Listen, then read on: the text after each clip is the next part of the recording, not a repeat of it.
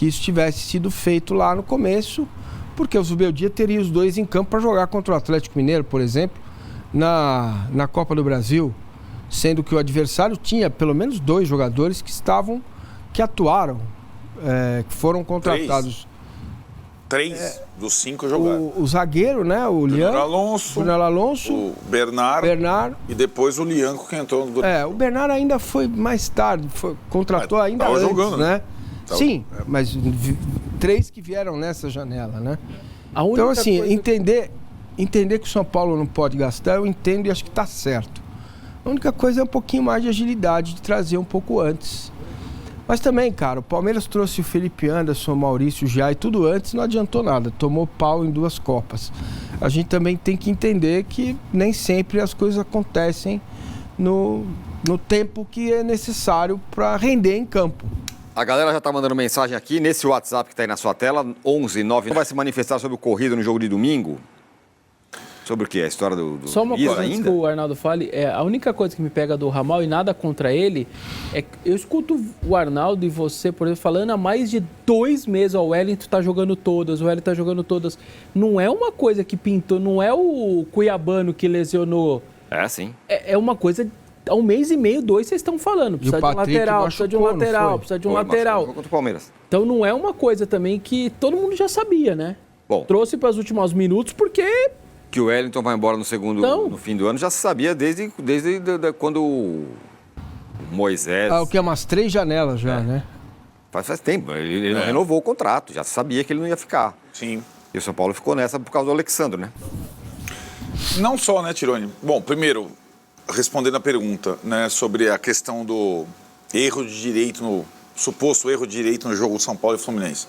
São Paulo não vai pedir a anulação do jogo. São Paulo vai enviar um protesto à CBF em relação à arbitragem do Paulo Zanovelli, outra, mas, de novo, agora é uma outra direção, são outras pessoas envolvidas, o São Paulo não vai pleitear a anulação do jogo.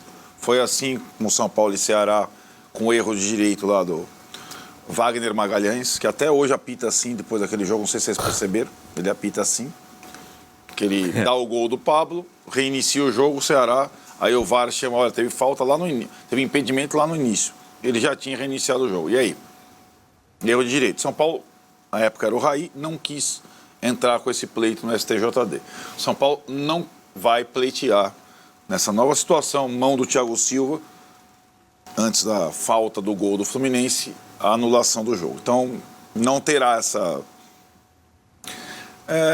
na minha concepção, eu acho... correto esse procedimento, acho digno, porém, assim como na janela o São Paulo faz, o São Paulo em termos de ação, ele é muito moroso, pode ser no intervalo de jogos, na questão de escala de arbitragem, na questão da janela de transferências, é um comando moroso e o que a gente sempre fala aqui, o comando do São Paulo é assim e não é bélico. Fosse bélico, estaria pleiteando a anulação do jogo, porque a regra foi ferida no jogo. São raros os momentos onde você pode pleitear a anulação de jogo, o tal do erro de direito. Esse foi um deles no domingo passado. Então, ponto, não vai pleitear a anulação do jogo. Sobre a janela, o São Paulo dos 20, é o 13º de investimento na janela. É a realidade do São Paulo.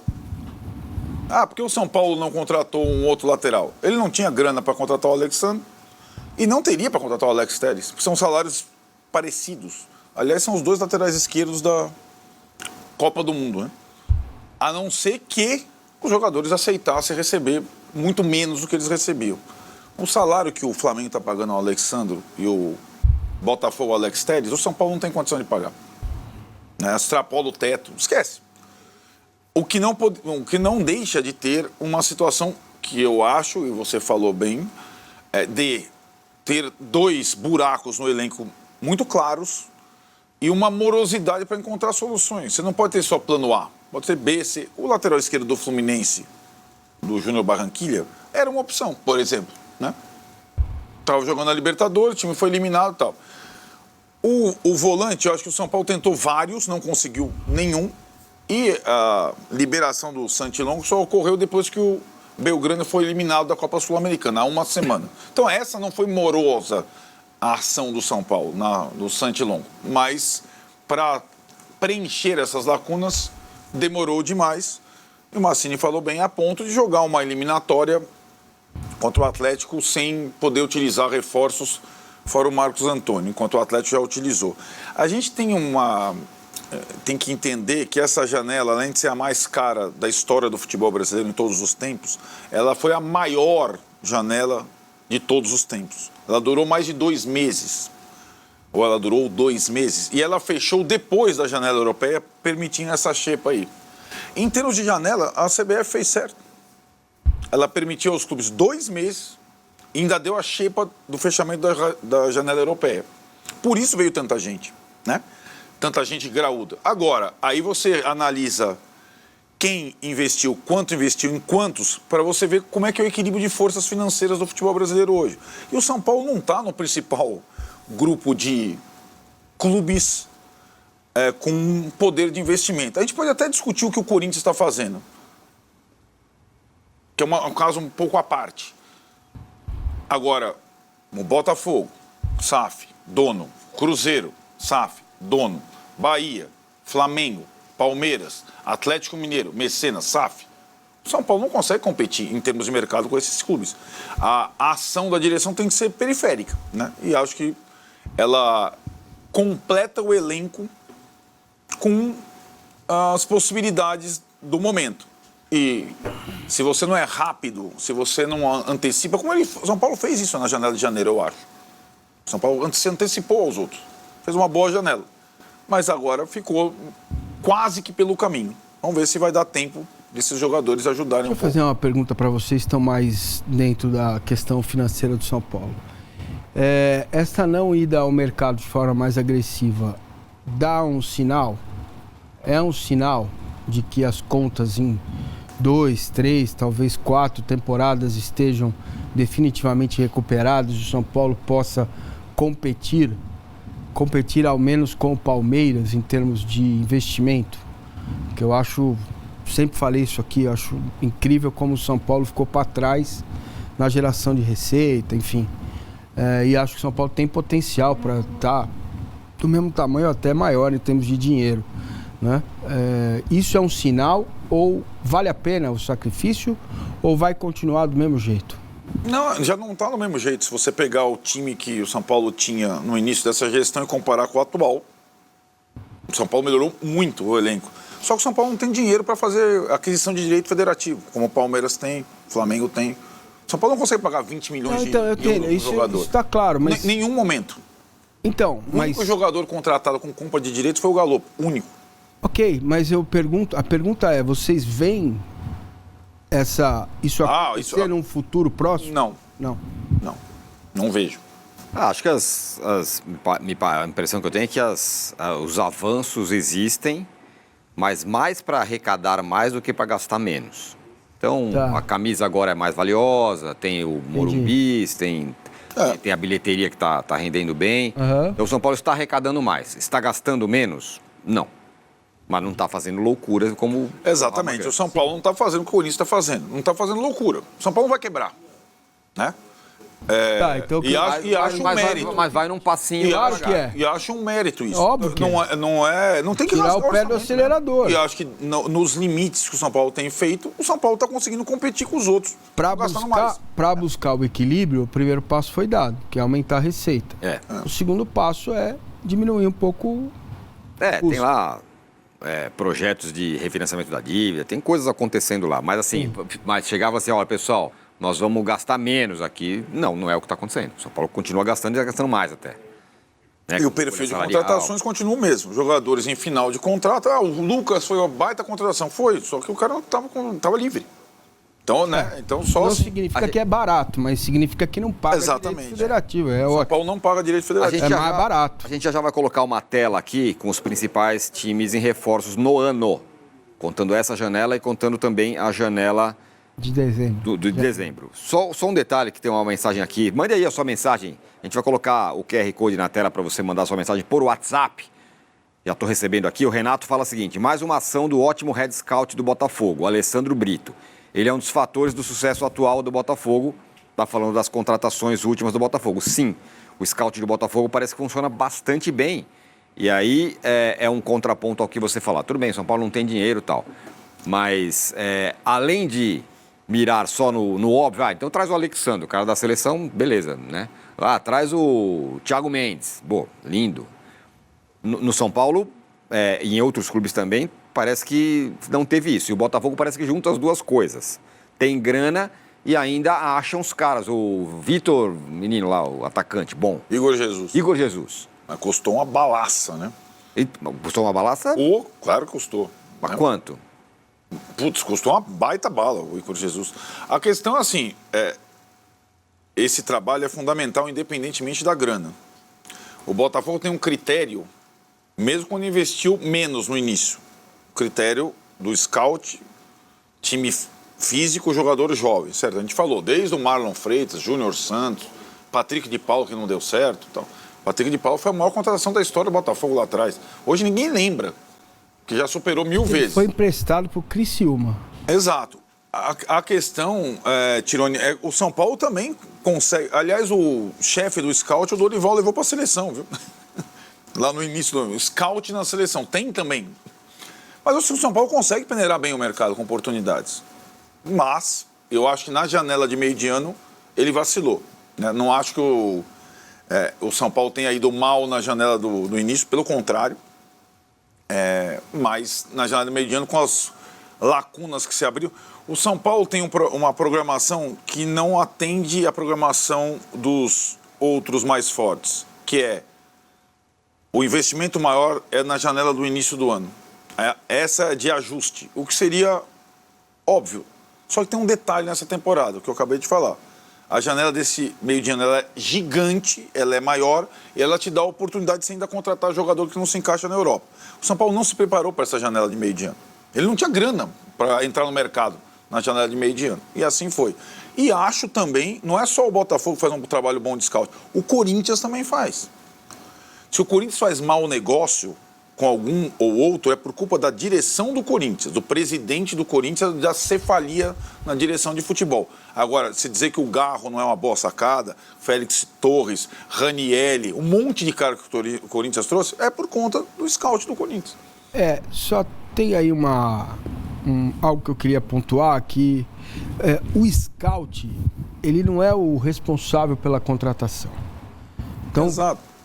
Só para deixar isso claro, a responsabilidade pela contratação, ela tem várias mãos aí. Então tem, primeiro, o mais importante é a indicação do técnico. O técnico geralmente não pede um nome. Eu quero contratar o Arnaldo ou o Vessone. Ele pede uma característica. Olha, eu quero um jogador de tal posição que exerça tais funções, perna esquerda, pé direito. Aí ele vai colocar se é jovem, se é forte fisicamente. O scout vai atrás deste ser, né? E vai analisar, inclusive, se tem lesão, se já teve lesão. Aí vem toda a ficha. E o scout vai entregar 3, às vezes 4 opções, né? Que aí vai para o chefe dele, do scout, que é o analista de mercado, que vai fazer a depuração disso e passar e trabalha junto com o financeiro. Entendeu? Esse aqui, a opção C é muito cara. A opção A, que é o ideal, não dá.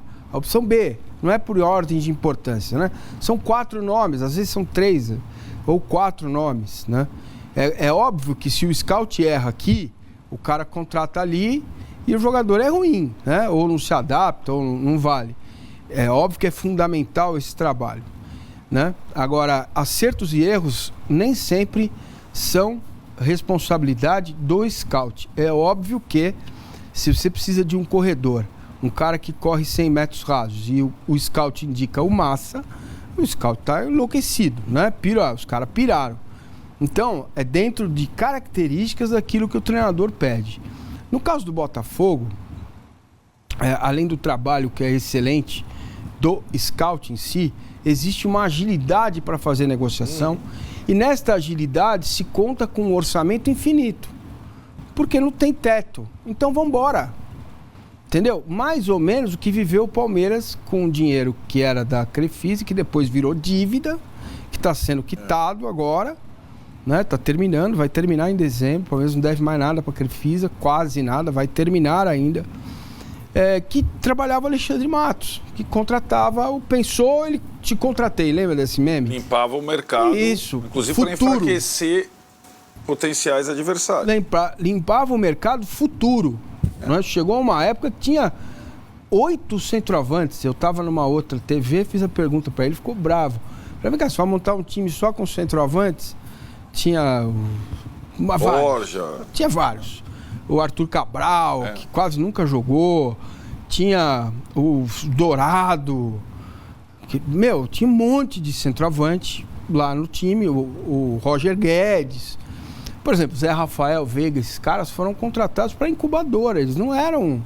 O Moisés e o Robinho foram destaques do brasileiro e para os outros não contrataram, o Palmeiras contratou. Exatamente. Então, momento. Cara, assim, se você for lembrar lá de 1500, todos, né, quando surgiu o Brasil, muitas coisas aconteceram nos clubes. Né? Então, agora, o que facilita a coisa do Botafogo é você ter uma empresa global que está em vários mercados, né? Que tem boas relações com vários mercados e o poder de decisão, que é isso aqui. Não tem outro. Não tem segredo, gente. É isso aqui, tá? Poder de decisão para contratar o jogador é dinheiro, agilidade e relacionamento. E isso, as SAFs, algumas, como a do Botafogo, tem levado vantagem sobre outros clubes e vai continuar levando, porque eles são muito bem relacionados no mundo inteiro, sabe? Tem um cantinho, em qualquer lugar do mundo, você quer contratar um jogador, um destaque do campeonato afegão, eles têm o contato, porque eles estão próximos, né? E é uma coisa que os clubes que não são SAF, que não têm dinheiro ilimitado, precisam investir também, para que eles possam competir nesse aspecto. Agora, a margem de erro é muito menor, né? É zero. Na hora da grana, é zero. Na hora cara, tem que ser assertivo. A gente fala bastante do Palmeiras... Quem contratou Rames Rodrigues, não pode reclamar, né? Sim. Fala aqui. Não, que o Massa fez eu lembrar... Como o Lucha era um cara além do tempo dele, né? Em várias das coisas que ele fazia... Cara, em 2003, primeiro ano dos pontos corridos... Ele não só reforça o Cruzeiro, mas ele faz... Peraí, quem foram os finalistas? Eu vou tirar o David do Corinthians. Ele manda e tira... Maurinho do Santos e Maldonado do São Paulo. Os três. Maldonado do São Paulo. Ele leva pro Cruzeiro para tirar... Olha como ele já pensava nessas coisas até... Eu fui pegar aqui, ó... o Igor Jesus foi custo zero. Isso que eu ia falar. Eu tava pesquisando a mesma coisa também. Ele veio da onde? Do Al-Shabaab, o time que hoje é do Vitor Pereira, que está contratando o Robert Renan agora. Nessas loucuras que eu falo de Arábia, que sei lá, o moleque tava lá, não quero mais ele, e eles fazem essas coisas mesmo. E aí, por exemplo, ó, gastar 22 milhões no Almada, o cara que foi campeão do mundo, ok. Só que pra você tirar o Cuiabano com a visão do Grêmio, hoje o Grêmio e o Renato, eles estão sendo destruídos lá pela imprensa até agora. Sim. Como que você tem? Olha o Cuiabano, o que tá fazendo? Esse cara tá aqui, Renato, você não tá... Ele tem que responder isso várias vezes. 1 milhão de euros para tirar o Cuiabano. Quando você pega o Lucas Perry no Náutico, Série C, Série D, sei lá o quê, o cara tava lá jogando. O Adrielson do Esportes. O Adrielson. Então, esse é um trabalho do Botafogo. Ter o dinheiro para trazer o Almada é uma coisa. Marlon no Atlético Goianiense. Mas trazer essa galera aqui por um e pouco, 2, e dar o retorno que eles estão dando... Cara, então, mas aí entra a linha técnica, que os técnicos trabalham em cima de um modelo. O Botafogo não vai contratar um jogador com 38 anos, uma exceção, né? O Alex Telles chega como exceção à regra. A regra qual é? Você vê os 2 zagueiros que o Botafogo tem hoje, que são excepcionais. Os caras são 2 muros. Nossa, jogadores... O angolano é brincadeira. É muito forte. Essa porta aí, ó. Então, cara, aí entra sim o trabalho do scout dentro de um perfil estabelecido pela instituição, pelo clube. E, aliás, é independentemente do técnico. Independentemente foi traçado lá atrás. Não, começou lá atrás. Exato. Começou lá atrás com o ex-treinador que estava com o Luiz Castro. Então tá aí, né, galera? o São Paulo acertou aí com o jogador do Belgrano, né? O volante do Belgrano e o lateral ex-Newcastle, né? Que é um irlandês, britânico, Reino Unido, né? Então eu não conheço nenhum desses dois caras. Sendo sincero pra vocês, eu não conheço nenhum desses dois caras. O lateral, sei que ele era do Newcastle já. Ele jogou no Newcastle, só que não teve muito espaço, tal. O Newcastle contratando um monte de jogador. E beleza, né? Aí o São Paulo conseguiu um empréstimo desses dois jogadores. Tá barato, empréstimo barato, acho que foi 300 mil euros. Empréstimo barato. E bora ver, cara. Agora é estranho, né? Porque o cara vem da Inglaterra, vai vir jogar no Brasil. Como é que ele vai se adaptar? Não sabe a língua, tal. Vai ter que jogar esses confrontos. Caso o Wellington se machuque ou algo do tipo. Vai ter que poupar o Wellington também. Agora, o volante do Belgrano, os caras dizem que ele é bom. Os caras dizem que ele é bom jogador. Né? E o São Paulo precisa, né? De uma característica. O Arnaldo falou que a característica dele é como se fosse um Aníbal do Palmeiras. Se for, é um ótimo reforço. Marcador, tal, é um ótimo reforço. Mas o São Paulo pelo menos foi rápido no mercado, né? Precisava de 2 peças, cara. Precisava de 2 peças ali no elenco. Pelo menos pra fechar o elenco ali. A gente vai precisar. A gente tá em 3 competições, né? E a gente tem que cobrar o Brasil no segundo turno inteiro ainda pra jogar. E se a gente passar do Galo, se Deus quiser, vai ter 3 competições ainda. Acho que é isso, né? O São Paulo até que fez demorou, mas conseguiu aí 2 reforços. Desculpa, 2 reforços aí pra vocês, né? Pra nós, no caso, né? São Paulino, né? Então, bora ver o que acontece. Bora ver. Eu tô ansioso pra ver esses caras jogar aí, né? A informação é que os dois são bons jogadores. O lateral, ele joga com as 2 pernas, né? O joga com as 2 pernas, então direita e esquerda, é ambidestro. Bora ver. Se inscreve no canal, deixa o like, comenta sua opinião aí, o que você achou dessas contratações. Se vocês conhecem eles aí, comenta aí o que vocês acham deles aí. Todos crescem pra Banda Esporte, link na descrição aqui, valeu? É nóis. Bora ver, galera. 2 reforços aí. Torcer pra que joguem bem, né?